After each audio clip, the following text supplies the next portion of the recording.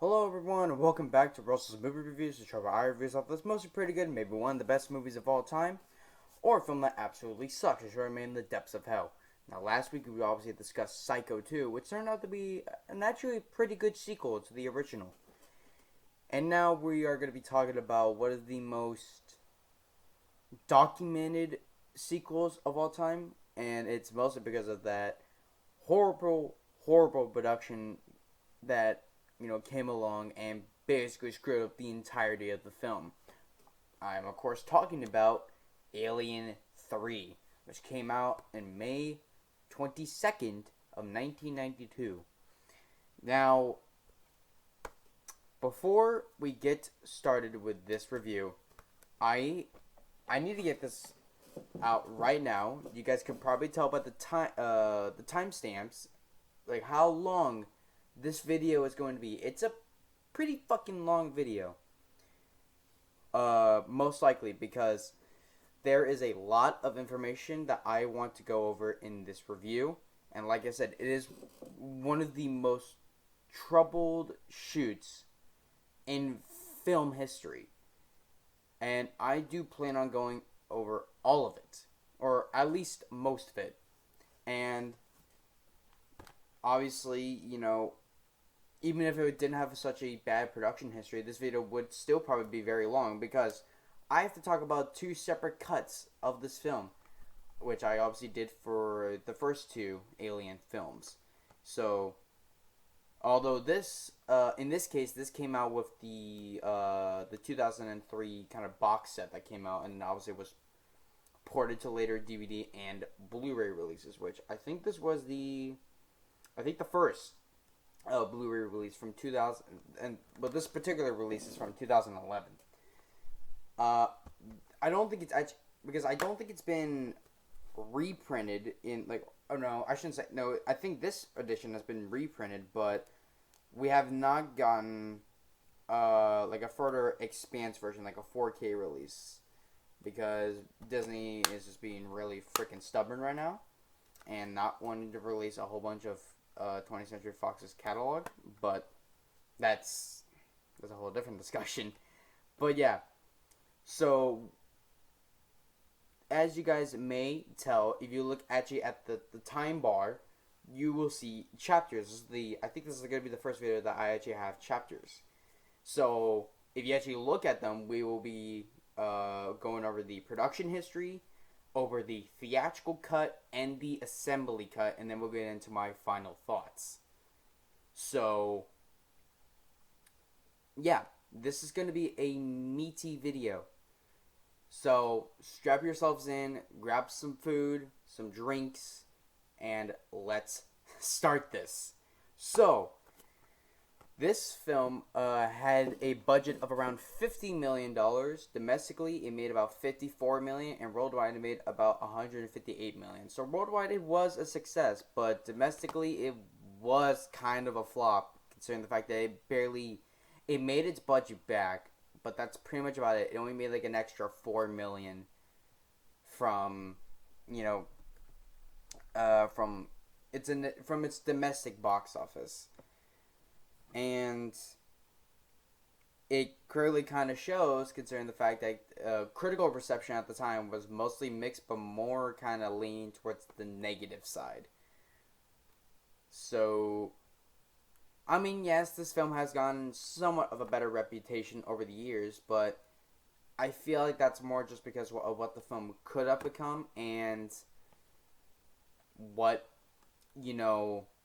what the final product turned out to be.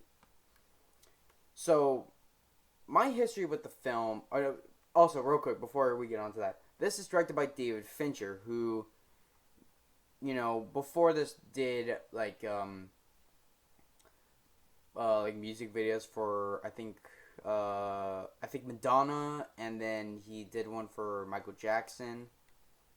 And then this was his first feature film, and he would go on to obviously do some fantastic stuff like Fight Club, The Game, stuff like that. And so he has gone on to be a very credible director.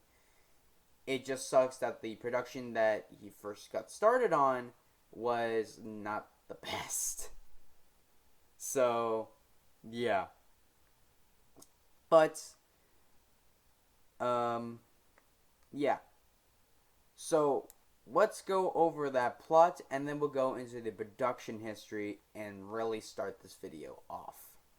So, Ellen Ripley, played by the returning Sigourney Weaver, is the only survivor when she crash lands on Fury 161, a bleak wasteland inhabited by former inmates of the planet's maximum security prison. Once again, Ripley must face skepticism and the alien again. As it hunts down the prisoners and guards without weapons or modern technology of any kind, Ripley leads the men into battle against the terrifying xenomorph. So, yeah, this is a quasi-prison movie that is pretty much like kind of like Escape from Alcatraz, but in space and way more horror-based, and there's a fucking xenomorph running around. But that's not exactly how this started out. And let's talk about that in the production history.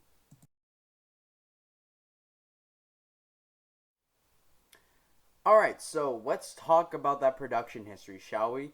I have my phone here with some notes. So, basically, after the huge success of the sequel, Aliens, the production company, Brandywine, weren't too keen on following immediately up with another sequel. In fact, it took about even 2 years before they even started coming out with any ideas. And, granted,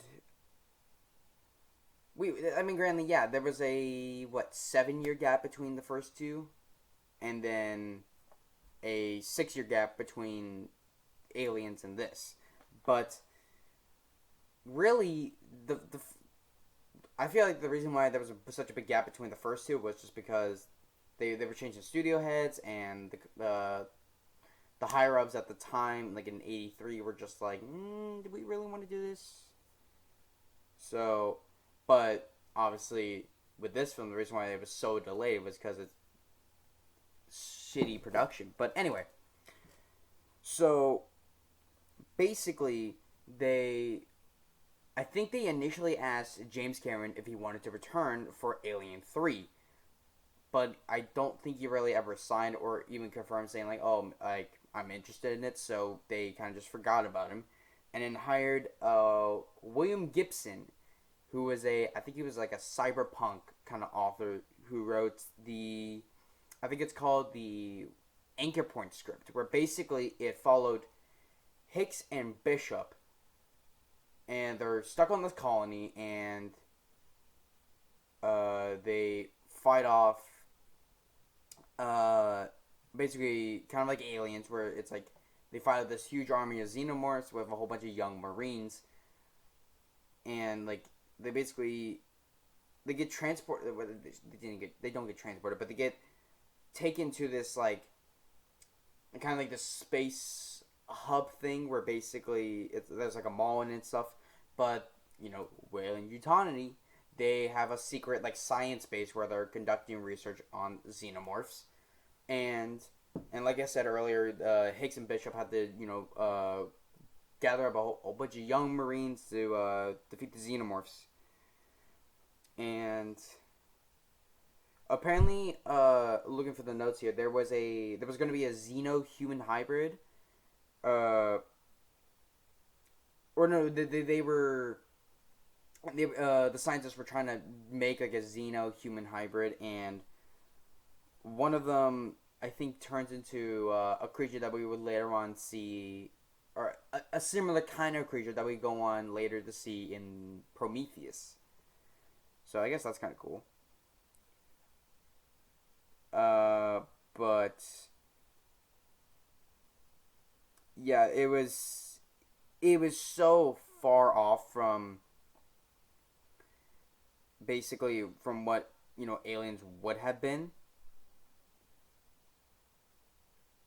and I think this was initially written out as like a two-parted film where it was like we would get this film as the third one, and then we would have like a fourth part because uh the story obviously follows Bishop and Hicks. So what happened to Newt and Ripley? From what I can get, Newt is shipped, like jettisoned to Earth to go and live with her grandparents, and I think at this point in Alien 3's production, Sigourney Weaver was either, I think, not going to be a part of it or had like a very high creative like output on it, and she was like, I do not want to do this for the Gibson script or for this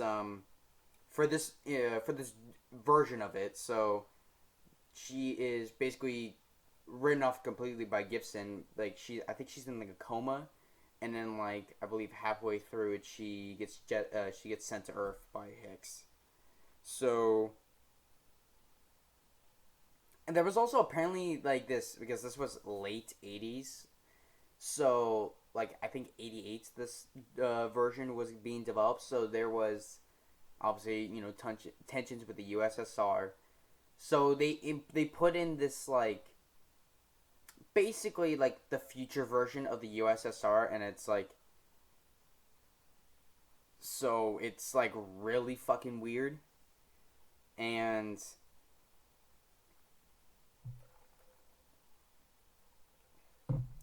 sorry, I usually have to drink water, so but yeah. And I think that's pretty much about it for the Gibson script. Or so like so yeah that was so yeah no so yeah that was it for the Gibson script. And then they hired Rennie Harland, who I think at the time of this just came off the back of another famous horror sequel, a Nightmare on Elm Street 4, The Dream Master. Because this was, I think, 88, 89. So, and Rennie Harland asked the studio to hire his buddy Eric Red to do the script. And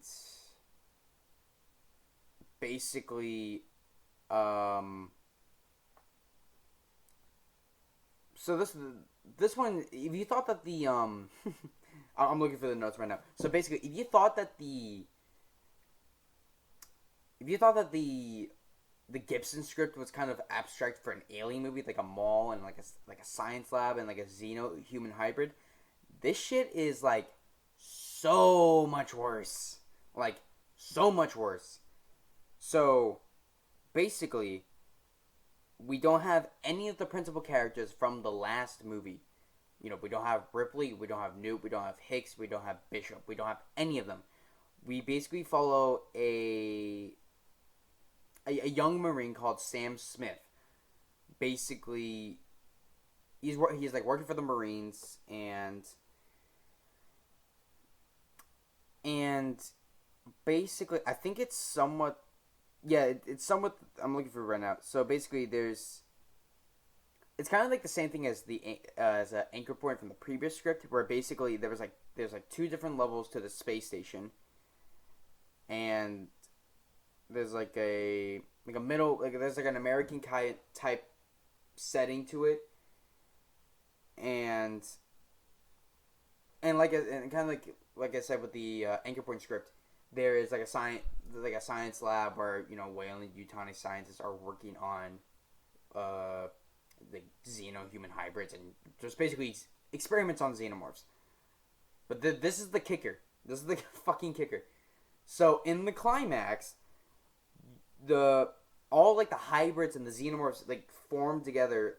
Like I think 20 of them. They form together to like form this like 50-story fucking xenomorph and attack like everything.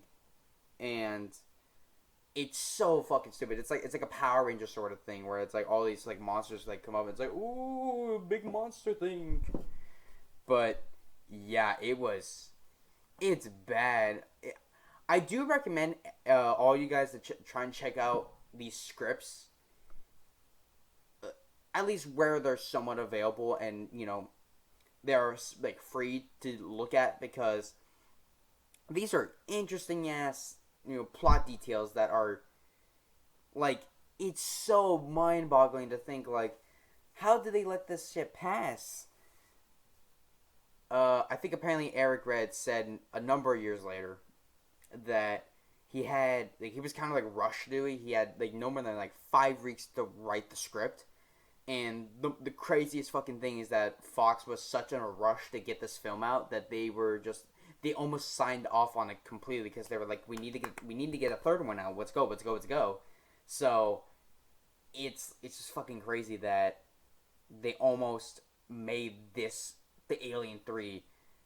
And looking back on it, I'm just so fucking glad that we got a somewhat normal Alien movie than this like 50-story fucking Alien. Oh god, I'm just so stupid. And yeah.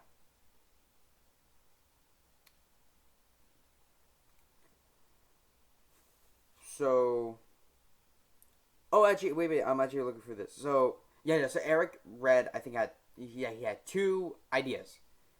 Basically,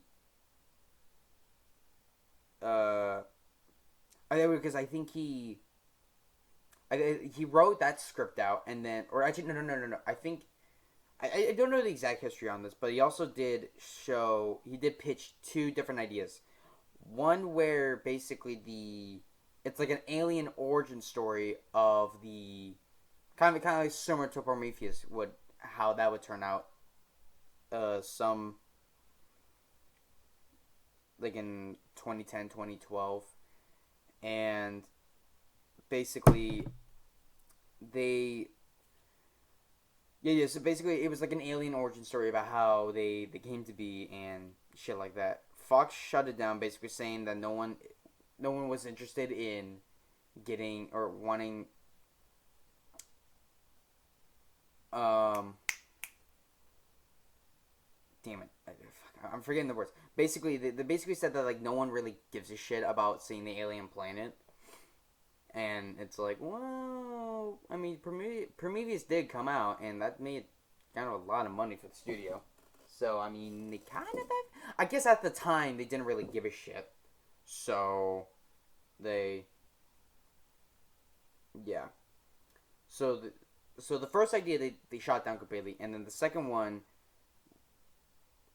the second idea that they had was basically, if you guys were familiar with if you've seen any of the promotional material for Alien 3, the first teaser trailer basically hinted at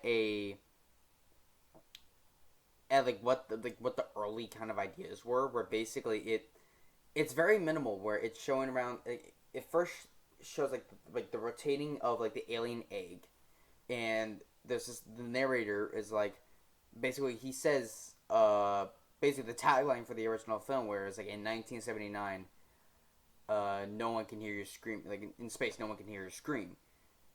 But then the egg cracks, and then he goes, in 1992 we will discover on Earth, as Earth is shown into frame in the trailer, everyone can hear you scream. And that got a lot of fans excited, and that's kind of what this early version of the script told, where basically it's like a middle American kind of house, and like with a cornfield and shit, and then you just have this shot of like the aliens like kind of walking through the cornfields, heading towards this house, and it's just like, I don't know if that would have worked. So they basically said that. So Fox also shot that one down, basically saying that it's a sci-fi movie.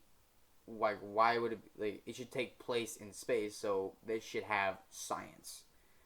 Basically, basically saying, no, you're not going to do it on Earth. you're gonna do it in space because it's sci-fi, which is one of the most stupid explanations I've ever fucking heard.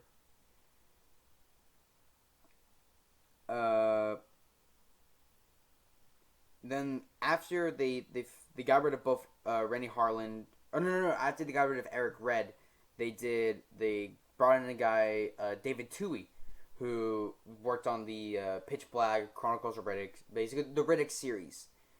And let me look for this again. He basically wrote a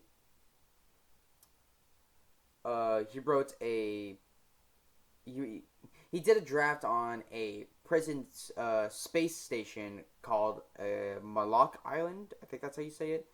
And basically,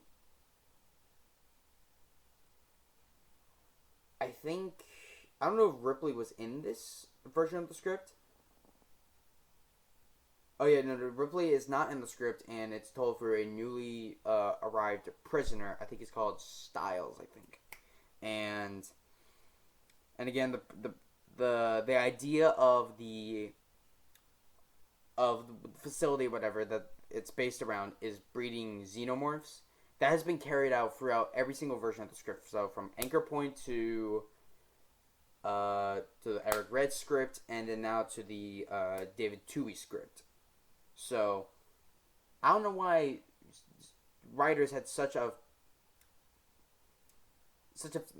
sensation for scientists breeding xenomorphs. I don't get it. But basically, after this script was finished and was shown to the studio, the current president at the time of Fox Studios basically said there has to be Ripley in the story because if there isn't, we are not making an Alien 3. And then I think at this point, yeah, Rennie quits. Basically Rennie quits after this meeting, and the studio offered him Die Hard 2, which I felt like that was a better choice for him to go with. So, good job for you. Then they hired a guy named Vincent Ward, and he did I think basically what the first seeds of what would turn out to be the final script for Alien 3, where basically it was a wooden prison planet made out of wood. Trust me, don't ask me how the fuck that works, because I genuinely do not know. But basically, yeah, it's a planet made of wood, and it's like a prison planet, kind of like what Fury 161 will become. And so there was, and like Ripley like comes out from a star crashing into the planet and brings kind of like what they describe in the script like the devil, basically the xenomorph. And the president started getting killed. They quarantine her, and then, like I said earlier, this was like the seeds to what we eventually got, because this had the the prison planet sort of concept thing, and Ripley being the last survivor of the crash, basically, with no Hicks, no Newts, and no Bishop. So, yeah.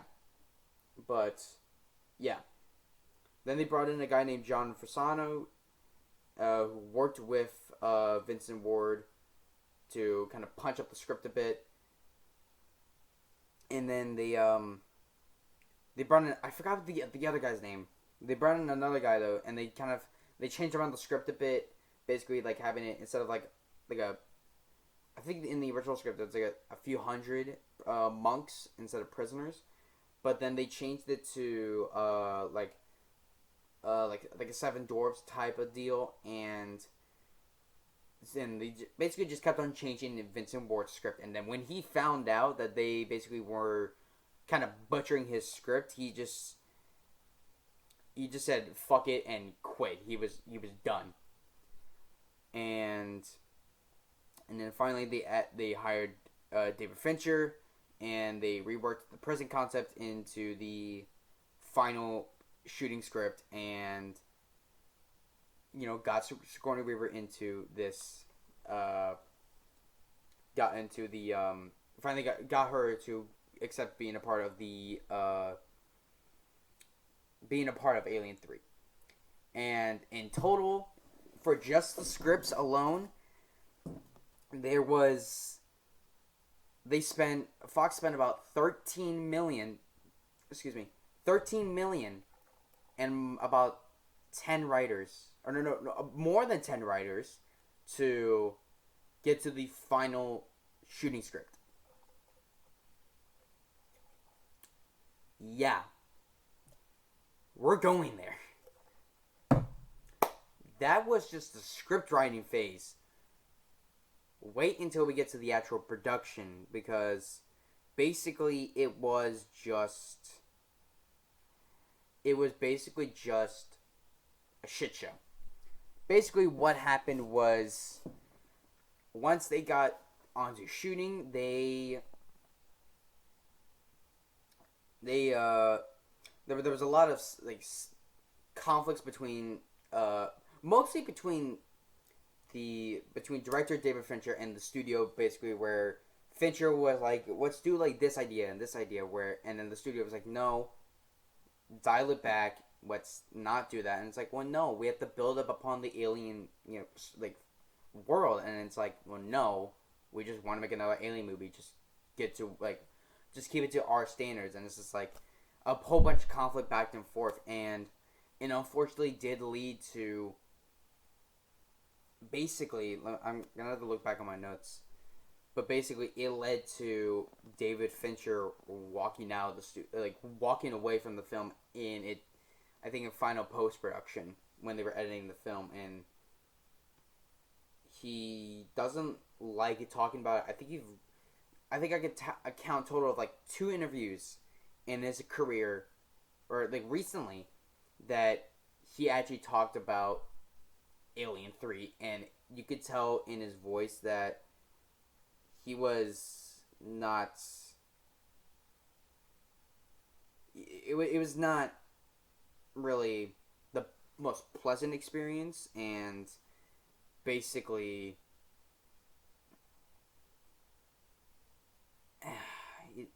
I just feel bad for David Fincher, really, because it was just a shit show, really.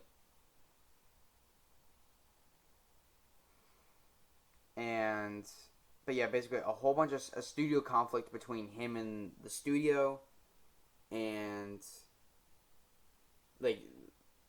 I'm looking for some of this right now. So basically, yeah, basically the script was getting changed practically every day, so new lines were coming in. And then he had the executives looking over his shoulder, basically seeing that he was keeping up on schedule, and basically being forced to kind of hastily go through it quickly so that they can meet the release date, because this is one of those films that is kind of popularly criticized for having a release date announced and then them have to work quickly towards it. Because I think in the regular trailer they said it was May of 1992, so it was bad, and I'm surprised they even got a film made up of this, because it was just a crapshoot, where basically it was bad. Although I do recommend either picking up the Blu-ray or picking up the I think it's the 2003, I want to say, box set. Or no, I think either one. I feel like the Blu-ray would be better because it's a higher quality, and I feel like it comes with a lot more extras, and it goes a lot in depth about basically the behind the scenes bullshit that happened during this film's production, and so it was bad. But yeah, I think that's pretty much about it for the production history wise. There's tons of videos out there that on YouTube that basically go over the more into depth than I did about basically um, the behind the scenes tumultuation that basically happened, and I do recommend checking them out. But let's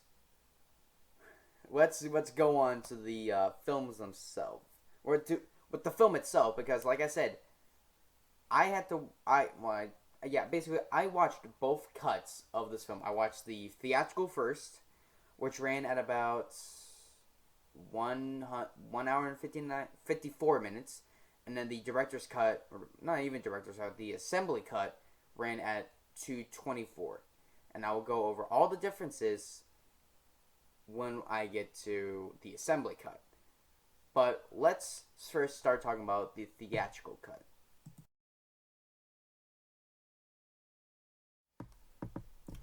Alright, so first off, we are going to be talking about the theatrical cut to Alien 3. And basically, it's not a bad movie. I'll just say that right now, but it's certainly not a good movie. It well, okay, let's go over it, shall we? So, I guess we might as well talk about the cast here, since it would be kind of redundant to talk about it in the assembly cut, since I'm going to be talking about most of the differences there. So, let's go over the cast, and then we'll go over to my thoughts and my overall just opinions on the theatrical cut. So we obviously have Sigourney Weaver returning as Ellen Ripley, and she is at top form this movie, and I think she got paid, I forgot exactly, at least $10 million for working on Alien 3, and I think a large bonus for shaving her head, because that's all over the promotion material that she has a shaved head, and I will include it on some of the posters I will post on the community tab if I can. But yeah, she is on top form in this movie. And is it as good as Aliens or the first Alien? No, not really. But that doesn't mean that it was bad by any means.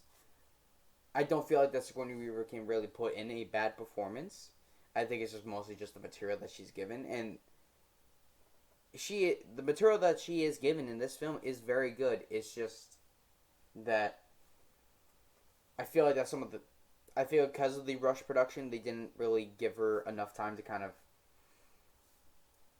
what's the word, like, enough time to really kind of think about how like certain shots could be, or certain scenes could be done, and it overall kind of just feels rushed. But besides that, she does a very good performance in this film. We have the fantastic Charles Dance as Clemens, the prison's doctor, and he also does very good with this performance. I think Richard Maybaum was originally slated to be Clemens, but then I think the producers didn't really like his performance, so they asked for Charles Dance, who also auditioned and got the part. We have Brian Glover as Superintendent Andrews, and he is very good. It is kind of like that kind of dictator, kind of warden that you would see in most prison movies, but is trying to look out for the really the safety of his of the prisoners there, and it is a very nice kind of change from the usual form where it's just like, oh, the prison warden is usually the biggest dick out of all of them, and yeah, that is the case here, but you also grow to like him as the movie goes on, even though he is 90% a dick. We have Charles S. Dunn as Dylan, who is really the leader of the prisoners. Whereas we have Andrews, and we have like Clemens, and then we have Aaron that we're gonna get to later. But in terms of like the actual prisoners themselves, Dylan is the leader, and he is fantastic in this role. We have the fantastic Pete Postlethwaite as David, who I think before this I never really heard of, and then I started doing just doing general movie research and shit like that, and I grew to like him in, I think it's called In the Name of the Father. I think that's what it's called, and it's unfortunate that both he and Brian Glover are no longer with us.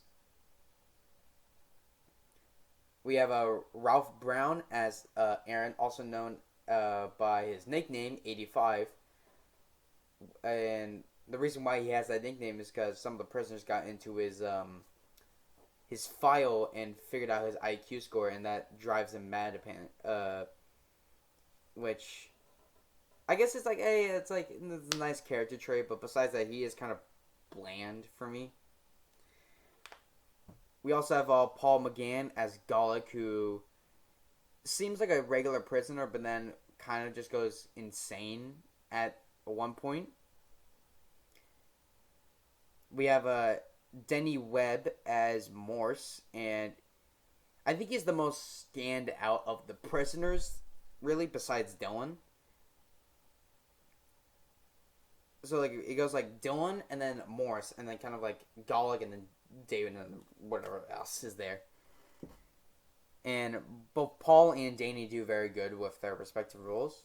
And then finally we have a returning Lance Hendrickson, who I think was a bit hesitant on returning, but does provide the voice for the original Bishop, and does play a character I think credited in the film as Bishop 2.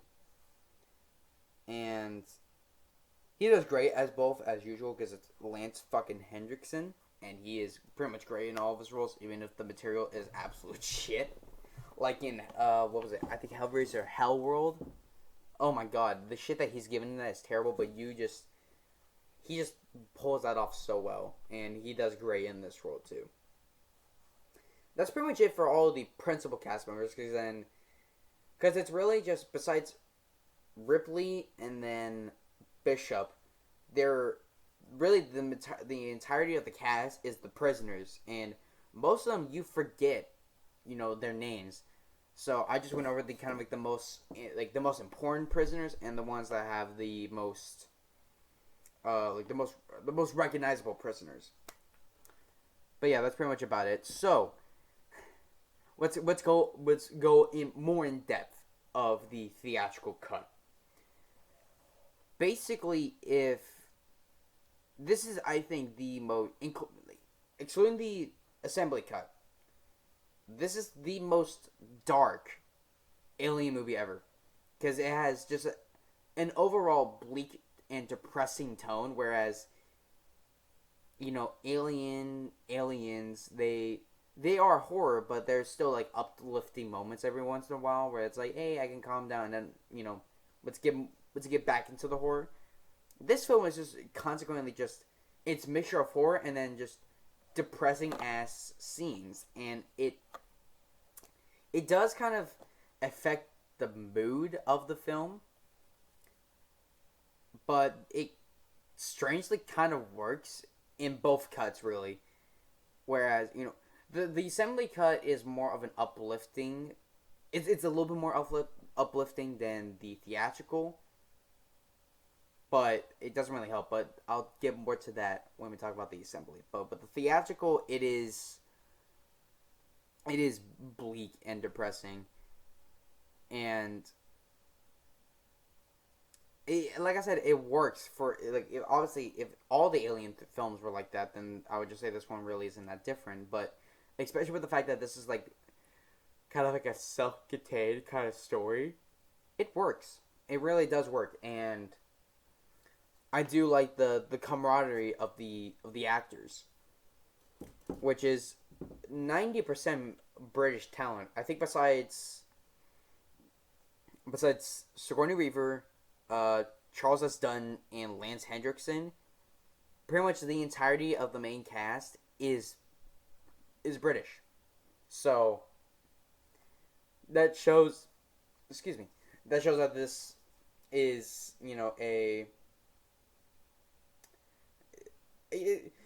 it kind of shows that it doesn't mind taking risks, because before we had a mixture of them. This one is like, no, we're gonna stick with mostly British, and it could have failed. It really could have, but it does work, and it does show.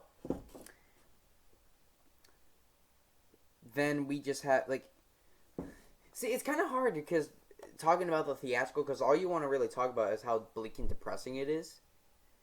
Which, it's like, yeah, that is kind of the main point.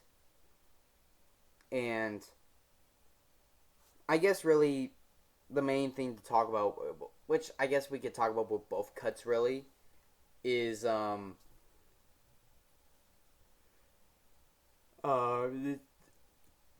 death of pretty much all of the principal characters from the last movie that did survive, at least. So I mean, Ripley is obviously, if you know this film, you already know, but obviously you saw the card at the beginning. Spoilers. Ripley is the sole survivor. I think, yeah, so I think Newt drowns in her cryotube. Because we see over the opening credits, we see like intercutting shots of like credits, and then we see basically the facehugger. We see this egg on the ship, which might as well get into it right now, since when else I'm going to talk about this. This is one of the biggest, I think, if not the biggest plot hole in the entire movie. How the fuck did the egg get on the ship? Because from what we saw in Aliens, she blew up the hive. They flew up. The Queen impaled Bishop. The Queen came out. They fought. They went into the airlock, and then the Queen got sucked out into space, and subsequently pretty much died. So how the fuck did the Queen somehow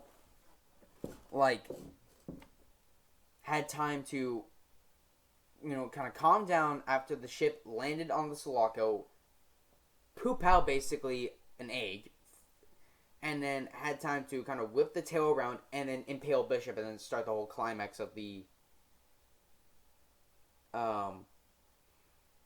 of Aliens. I don't think that anyone from the production has, even David Fincher, has given a explanation for it. So it's kind of like one of those open-ended plot holes that we just don't really know about. And I don't think it would ever be, unless, at least of now, it won't be explained for a very long time. But, yeah. So Newt drowns in when they crash land because of the facehugger, who makes a crack in the face, and it makes a crack in Newt's escape pod, and basically causes the fire, which makes them crash on Fury 161. And basically, yeah, so she drowns in her escape pod. Hicks is impaled on a safety beam. And I think Bishop, I don't think it's ever really described what exactly happened to him. All we really get is that just parts of the android were scattered all over the place, and the only things that were really salvageable was basically from the right here up, and that's it. And then, like I said, Ripley is the sole survivor, even though it's never really, at least in the theatrical cut, it's not really explained how she survived out of all of them. Whereas, because as I think in the theatrical cut, she stays in the pod when the EV crashes. So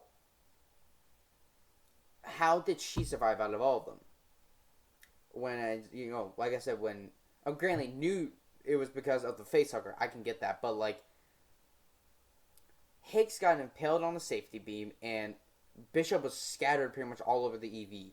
So how did Ripley survive? I think that the assembly cut has a way better explanation for that, and we'll get to that when we when we get to that. But basically,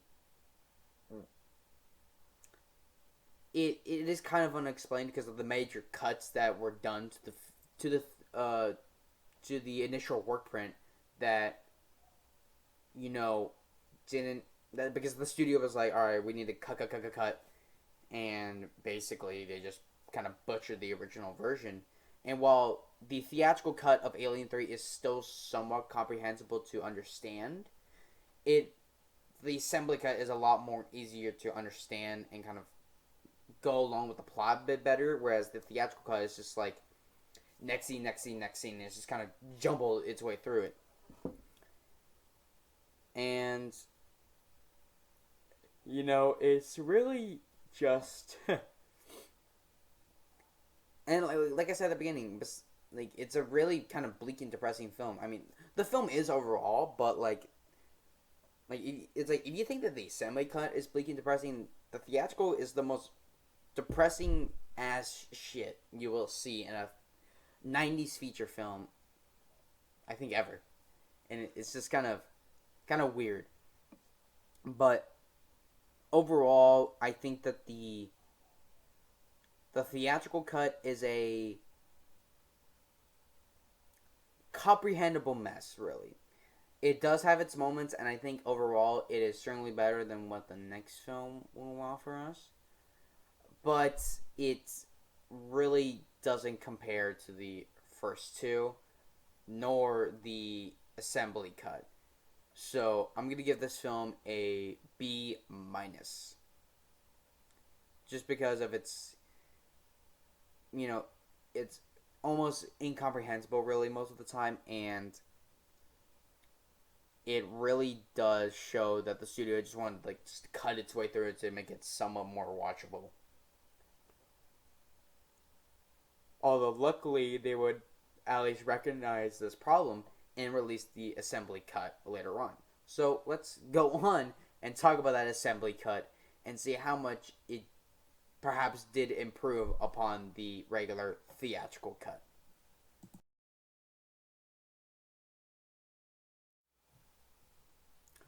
Alright, so now we're moving on to the assembly cut, which does change up a lot, and I do have a little sheet right here of some of the most important changes, but if you do want to go and look up every single change between the theatrical that the assembly cut does to the theatrical, I will link a 2-part video in the description below to go over basically every single detail or every single difference between the theatrical and the assembly cut. Kind of like what I did with the Alien and Aliens reviews. But let's go into the assembly cut. So immediately we start off with different with extra shots of the what happened on the Sulaco, and then as we crash, we instead of opening up on the reports of what happened to the EV, we get a couple shots of Clemens walking through the barren wasteland above, and basically doing I think it's called the morning walk, and he sees the EV kind of popping out of the water, and then looks over and sees Ripley washing up ashore, which apparently was David Fincher's way of introducing Ripley to the story, where it was basically her washing up ashore, and then we have I'm only gonna go over the major details or the major changes. So I won't be going over extended shots and stuff like that. But like I said, if you want to figure that stuff out, the links are in the description below for that 2-part video series. But so in the theatrical cut, the alien, the chest burster is in a dog in the theatrical cut, and in a ox of the in the assembly cut. If I have to be completely honest, I can understand the significance of the ox being used, because it's like a, I think it's like a religion sort of thing, or like a kind of that goes back to like Egyptian times. So I can understand the plot significance to for them using the ox, or David Fincher using the ox. But for me personally, I think that the dog works better, because in the alien himself is a fast motherfucker. Like, he is kind of like on all four legs pretty much, and is like running around. Whereas the aliens in the first two were more like kind of like humans, where it's like more like built up and stuff. But leave you guys' opinions down in the comments down below if you have seen both cuts. Which one do you prefer? Either the ox or the actually no, I'll do a community poll after the video goes live. So leave your responses in that community tab.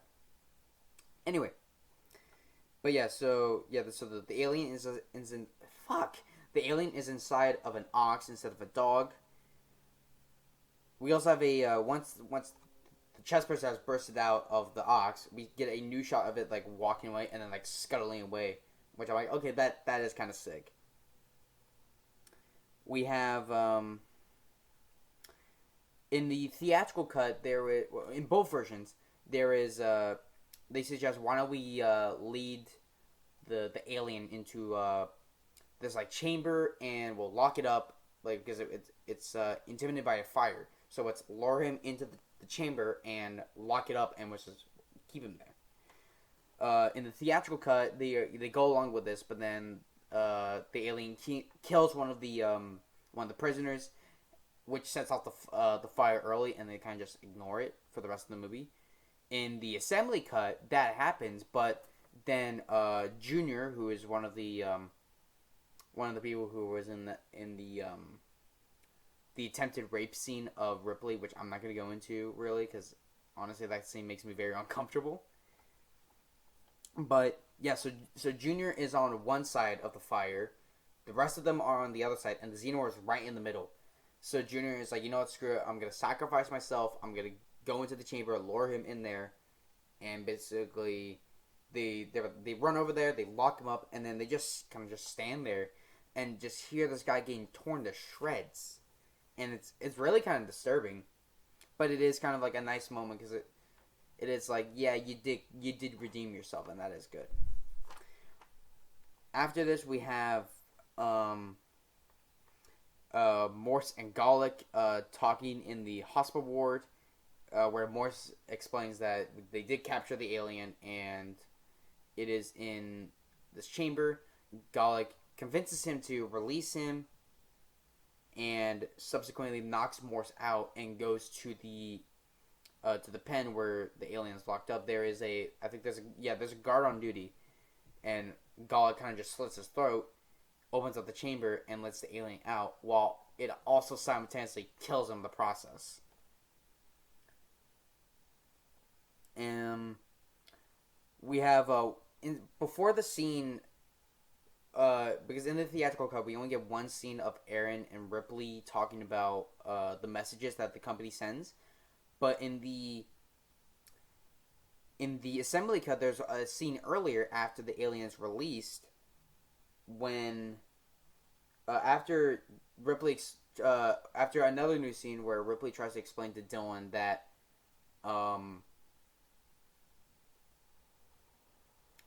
it tries to explain to him that the company doesn't want to kill the creature, but it wants to use it. But Ripley and Aaron try to message them saying like, oh, can we kill the creature? And almost immediately once they send that, the company is like, no, you cannot kill it, which obviously raises Ripley's suspicions, and it does kind of raise up Aaron's suspicions a bit, because it's like, well, what the fuck did they want to do with it then? After the when we figure out that Ripley has a chest burster inside of her, we get a new scene with all the prisoners kind of chatting with each other, and they are the ones that come up with the idea of leading it into the letterworks, which is like, hey, I thought that's kind of cool. Then once the company officials arrive, when Bishop is trying to explain to Ripley like what they're gonna do with it, one of the scientists, like kind of like the main one that we see when she's like, when they're like, where is Ellen Ripley? That scientist gets a few more lines of dialogue where basically he's like that like there's medical professions on the ship, and the treatment would be painless and over very quickly. After Aaron whacks him in the head with like an axe, I think, and like it kind of it makes his like ear flop off, and after Aaron gets shot and killed, pretty much, we have more shots in the assembly cut of the Bishop too in like pain, like holding his ear, like ow fuck, and then him trying to explain to him, he tells the he yells at like the cameraman basically saying like no more pictures, and also like yells to everybody like I'm not an android.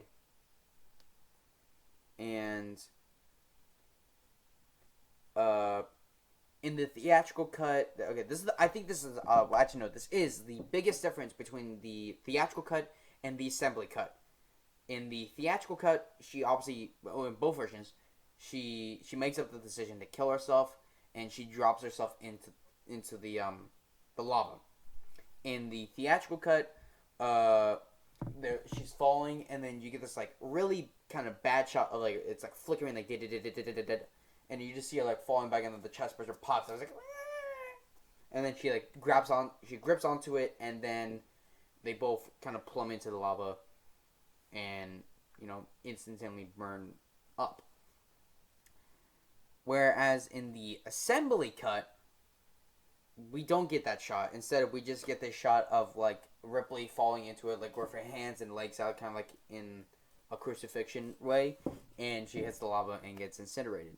Now, I like both versions. I like the assembly cut more because it does give Ripley hope. Like, what if she did say yes, like, and she went to the ship? Could she have survived? Could she have like gotten the chest burster out of her, and then she went on to have a family?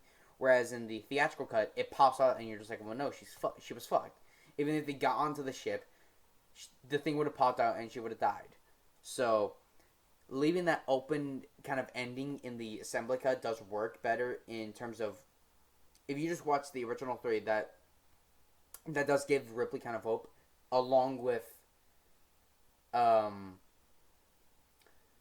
of setting up Alien Resurrection a bit more, because if you guys have seen Alien Resurrection, spoilers, they clone her and they take the chest burster out, like, because it doesn't pop out like 2 seconds afterwards. So that does kind of lead into that film a bit better. Whereas the theatrical cut, it's like, eh. And then you go into the Alien 3 and it's like, well, why hasn't the fucker popped out yet? That's stupid. But yeah. Was there anything else that I missed? I don't think so. So yeah, overall, I think that the assembly cut is a slight improvement over the theatrical cut, but not by much. It does improve a lot of the story threads throughout, but it doesn't make it a hugely different movie. It makes it 10 times better than what it was. It is still a very flawed movie, but it is probably the one I'm going to be going back to the most, even with some changes that I do prefer in the theatrical cut. I'm probably going to still be going back to the assembly cut more often. So I'm going to give the assembly cut a B. So with all that out of the way, I guess might as well move the rest of the stuff I have on here into the final thoughts section, since it would be kind of weird to talk about all of this here. So let's get on to the final thoughts, which is basically going to be me talking about the fun facts I have, the score, and then my overall final rating, and then what will be happening in 2 days' time. So anyway, let's go into my final thoughts.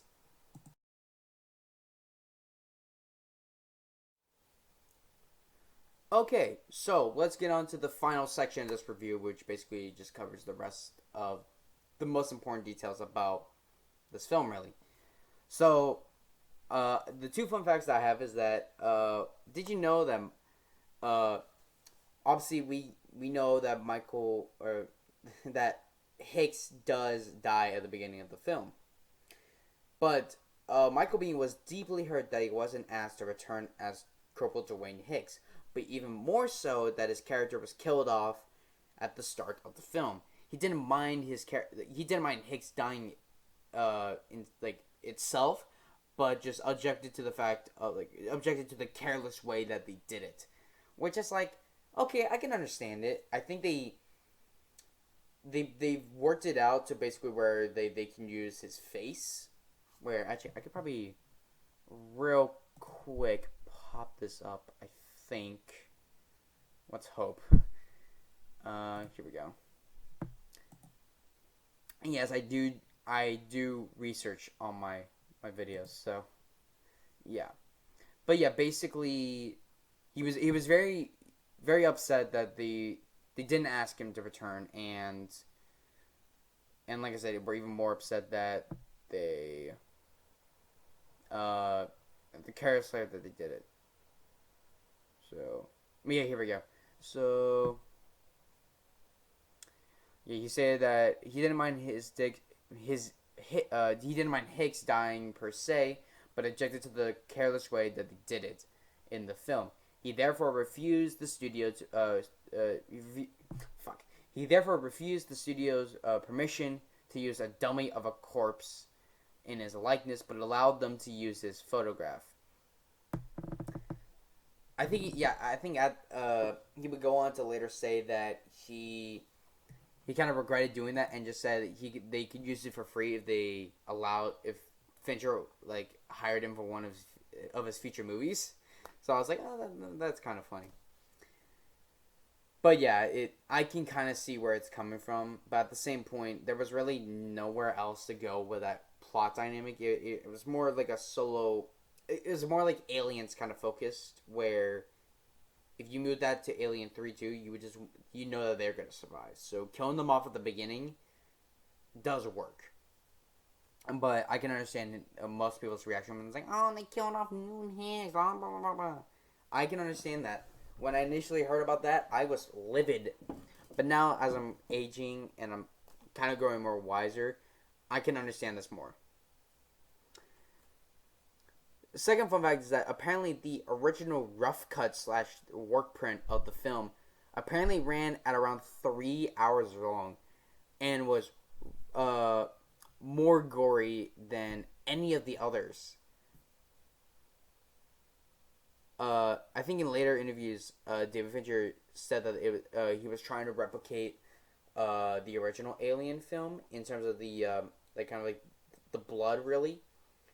And I don't really get where he's coming from with that, and I kind of think that the amount of blood that's used in the film, in both cuts, really are just fine. But yeah. And yeah, so that's pretty much it for the fun facts. So now we move on to the score, which was done by a very young Elliot Goldenthal, who I think this was his first. Yeah, this was his first feature film that he'd worked on. This score for the film is actually really fucking good. It's very operatic, but it does or like when the scene needs to be kind of depressing and stuff, he hits those chords very well, and it does work out. And it really,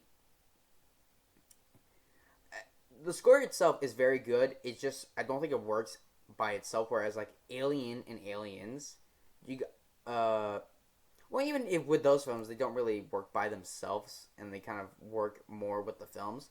One or two tracks from each film are like quintessential pieces like that you can listen to by themselves.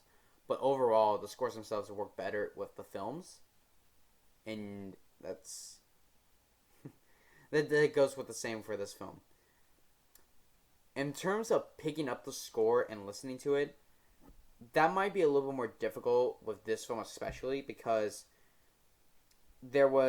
for a long time, there was never a complete CD, a complete soundtrack release, officially, and that required basically for people to get the complete scores, they basically had to either get bootlegs off the internet or isolate the 1.5 track on the DVDs and Blu-rays. Until I think 2015, they finally released like a 2 CD set, which is unfortunately out of print, and I don't know if you could find that on streaming services now. I don't think you can, because I know you can't find it on Spotify, so I don't think you can find it really anywhere else besides maybe YouTube Music. But even then, that would just be probably like a playlist that someone made, not like the actual like album that they posted. So yeah. So trying to hunt down the Alien 3 soundtrack, maybe a little bit difficult for everyone. So if you want to listen to the score, I would just suggest at least listening to it on like YouTube and stuff like that, because I'm sure people have posted like numerous tracks on the internet, so you can listen to them through there. And if you really do like the score, then maybe try and look up and see where you can get the soundtrack, hopefully for a good enough price. So yeah. So, final thoughts on Alien 3. It's a real mixed bag for me. I feel like overall it is pretty good, but there are a lot of plot holes and a lot of just scenes that really do drag the film down. And especially with 2 different cuts available. I'm sorry for the jittery kind of quality of the camera. It's getting kind of dark in where I'm filming this, so I'm trying to kind of make this quick. But anyway, with 2 different cuts of the film available, it is kind of difficult to really recommend this film. If I do have to recommend it, I say at least watch the assembly cut, because it brings out a more fuller experience, and then maybe watch the theatrical cut to see what we did get back then. But it is very tough for me to recommend this film, but overall, I am going to have to say, to a casual viewer, I'm going to say I don't recommend this film, because there are so many, like I said, so many plot holes that you're just going to be questioning throughout, and so many scenes that drag on for a while that you just might want to change it. But for any diehard Alien fans, you probably have already seen this, or have only watched the first 2 and want to check out the third one, then go ahead, because at least it's somewhat better than what we have coming up next. Because holy shit, Alien Resurrection, that is going to be, whoo boy. But yeah, I do recommend trying to pick up the Blu-ray, either individually or get one of the box sets, because I think it's the 2011 release. So it is worth trying to pick this up on Blu-ray. Cause it's just, if you're not a fan of it, at least for the documentaries, because they go really into depth about the production and the shit show that happened behind the scenes. And yeah, but yeah, that's pretty much about it. So yeah, that's it for my Alien 3 review. Hope you guys enjoyed this video. This was a long video, and I am sorry for that. But yeah, this probably is my biggest video that I've probably ever done for the channel, and I'm glad I could, educate some of you guys along the way, because this was a learning experience for me, and I hope it's a learning experience for all you too. And I do recommend checking it out at least once, either in its theatrical or assembly cut. I do slightly prefer the I slightly recommend the assembly cut more because it's a more fuller experience and you get a lot more out of it, I would say. But I say also check out the theatrical cut at least once. But yeah, stay tuned for this Sunday because we are going to be ending this Halloween special, and I will be talking about the next two Halloween movies, and I don't think I'm ready for this one. Oh God. Oh no, I'm not ready for this. Stay tuned for this Sunday, or no, this Monday, for my reviews on Halloween 5, The Revenge of Michael Myers, and Halloween 6, The Curse of Michael Myers. Oh God. This weekend's going to be a long one for me. Oh boy. As always, check out my social media pages. They will be on the end card, and the links will be down in the description below. Also, check out my channel if you guys like this sort of content. Make sure you hit that subscribe button and hit that bell icon to get notified when future videos are coming out. I am so trying to get up to 150 subscribers by the end of the year. If we can get that, that would mean the world to me. So if we can do that, please. Also follow me on my Twitch page because I will be doing some live streams hopefully soon. And follow me on my go and support my Throne page because that's where you guys can get your voices heard. I mean, if you basically it's where you can buy stuff from me to help improve the quality of these videos. It's not a mandatory thing. It's just like that extra bit of that extra bit of help and support that you guys can help me to make my content better. Honestly, you guys watching my videos is good enough for me, but if you guys want to help, go and check out my Throne page because there are movies I wanted to cover, equipment that I need for for YouTube, and some other random stuff as well.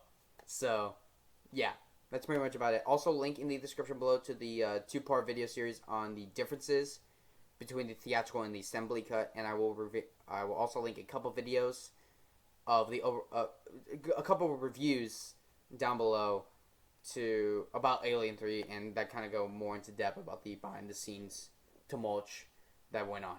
But yeah, guys, hope you guys enjoyed this video and stay tuned for this Monday where I'll be discussing Halloween 5 and Halloween 6. Live long and prosper. Out.